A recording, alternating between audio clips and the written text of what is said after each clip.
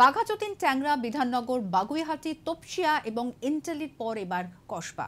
আবারও বহুতল হেলে পড়ার ঘটনা সামনে এলো। কলকাতা পুরসভার ১০৭ নম্বর ওয়ার্ডের কসবার রাজডাঙ্গায় একটি বহুতল দীর্ঘদিন ধরেই হেলে পড়েছে বলে বাসিন্দাদের অভিযোগ ছিল। অ্যাক্রোপলিস মলের ঠিক পিছনেই এই বহুতল। বাসিন্দাদের অভিযোগ কাউন্সিলর থেকে পুলিশ সকলকে বারবার অভিযোগ জানানো সত্ত্বেও সমস্যার কোনো সুরাহা হয়নি। ঠিকাদার ও ফ্ল্যাট বিক্রির পর থেকে আর দায় নিচ্ছেন না, ফলে ফ্যাসাদে পড়েছেন বাসিন্দারা। তাদের অভিযোগ বহুতলটি ডান দিকে মাটি থেকে উচ্চতা যেখানে প্রায় ১১ ফুট, সেখানে বাড়ির বাঁদিকের অংশের উচ্চতা সাকুল্যে ৬ ফুট। অর্থাৎ বুঝতেই পারছেন কতটা হেলে পড়েছে এই বহুতলটি। আতঙ্কে সংশ্লিষ্ট ফ্ল্যাটের একাংশের বাসিন্দারা তারা অন্যত্র থাকতে শুরু করেছেন। আবার যাদের কোনো রকম উপায়ন্তর নেই তারা প্রাণ হাতে নিয়ে এখানেই বাস করছেন।